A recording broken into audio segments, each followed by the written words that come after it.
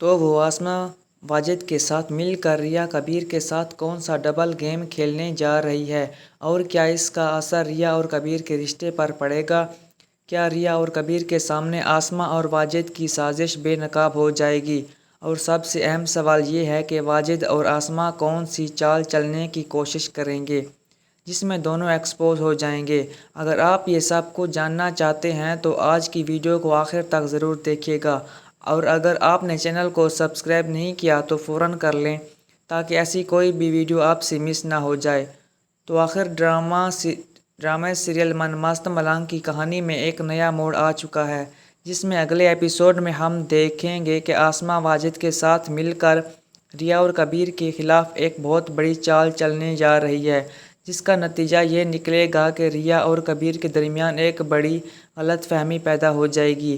اس کے بعد آسما ریا کو مہرا بنا کر کبیر کے خلاف استعمال کرے گی، جیسا کہ آسما اور واجد یہ پلان بناتے ہیں کہ کبیر اور ریا کی محبت کا فائدہ اٹھایا جائے اور ریا کو کبیر کے خلاف بھڑکایا جائے۔ کبیر کو ایسی چوٹ دی جائے کہ وہ عمر بھر نہ بھلا سکے۔ سب سے پہلے وہ ریا کو کبیر کے خلاف مشتعل کرے گی، اور جب وہ ریا کے سامنے یہ ثابت کر دے گی کہ کبیر اس سے محبت نہیں کرتا بلکہ صرف انتقام لینے کے لیے اسے استعمال کر رہا ہے، تب وہ اسے کہے گی کہ اس سے پہلے کہ تم اس کے سازش کا شکار بنو، کیوں نہ ہم اسے ایک بڑی سازش میں پھنسا دیں، اور جیسے کبیر تمہیں ہمارے خلاف استعمال کر رہا تھا اور ہم کبیر کو اس کی نظر میں گرا دیں گے۔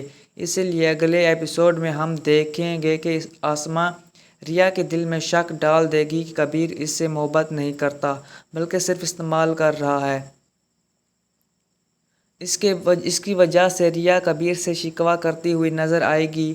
وہ کہے گی کہ تم مجھے صرف استعمال کر رہے تھے اور میں اسے محبت سمجھ رہی تھی۔ اس بات پر کبیر کو بہت زیادہ غصہ آئے گا اور وہ کہتا ہوا چلا جائے گا کہ جب تمہیں مجھ پر یقین آ جائے تب میرے سامنے آنا، لیکن تب تک مجھ سے دور رہو۔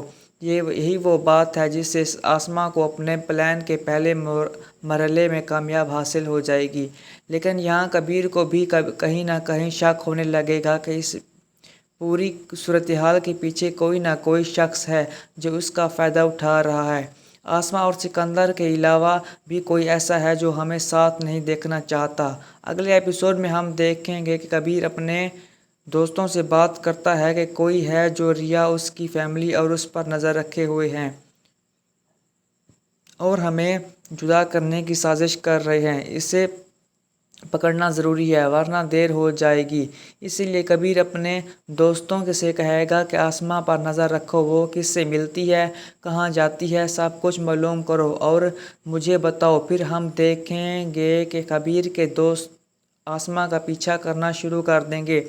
جب بھی وہ گھر سے نکلے گی یا کہیں جائے گی وہ اس کا پیچھا کریں گے۔ جیسے ہی وہ درگاہ جا کر واجد سے ملے گی تو کبیر کے دوست اسے واجد کے ساتھ باتیں کرتے ہوئے دیکھ لیں گے اور باتیں بھی سن لیں گے۔ پھر جب وہ کبیر کو بتائیں گے تو کبیر کو ساری بات سمجھ آ جائے گی، لیکن اسے اب بھی شک ہوگا کہ آخر واجد اور آسما کا رشتہ کیا ہے۔ اسی لیے وہ اب دونوں پر نظر رکھے گا۔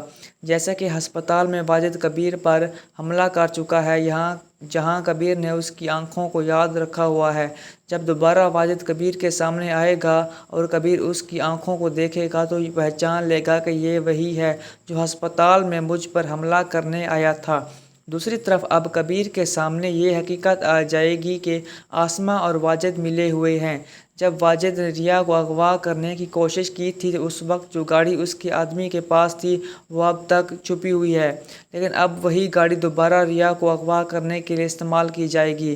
جی ہاں، ایک بار پھر واجد ریا کو اغوا کرنے کی کوشش کرے گا اور اپنے آدمیوں کو اسی گاڑی میں ریا کو اٹھانے بھیجے گا، لیکن اسی دفعہ اپنے دوستوں کے ساتھ مل کر واجد کے آدمیوں کو رنگے ہاتھوں پکڑ لے گا۔ جب ان کی اچھی خاصی دھلائی کرے گا تو وہاں بھولا کبیر کو سب کچھ سمجھ آ جائے گا، آسما اور واجد کا آپس کا لنک اور کیسے واجد سکندر خان اور اس کی فیملی کو آپس میں لڑا رہا تھا۔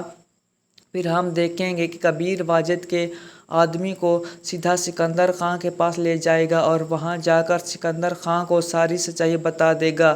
جیسے ہی سکندر خان کو سب کچھ پتہ چلے گا وہ سیدھا واجد کے پاس جائے گا اور اس کا گریبان پکڑے گا، لیکن وہاں واجد کے علاوہ اور کوئی نہیں ہوگا۔ اس موقع کا فائدہ اٹھاتے ہوئے واجد سکندر خان کو گولی مار دے گا، جس کے بعد ہم دیکھیں گے کہ سکندر خان کی موت ہو جائے گی۔ ہو سکتا ہے کہ یہ الزام بھی کبیر پر ڈالنے کی کوشش کریں۔ آسماء اور واجد دونوں مل کر جہاں تک بات ہے ریا اور کبیر کی، تو ان دونوں کے رشتے میں کچھ عرصہ تک بہت زیادہ غلط فہمیاں دکھائی جائیں گی۔ کبھی ریا کے دل میں شک ڈال دیا جائے گا، کبھی کبیر کے۔ باقی آپ کو کیا لگتا ہے؟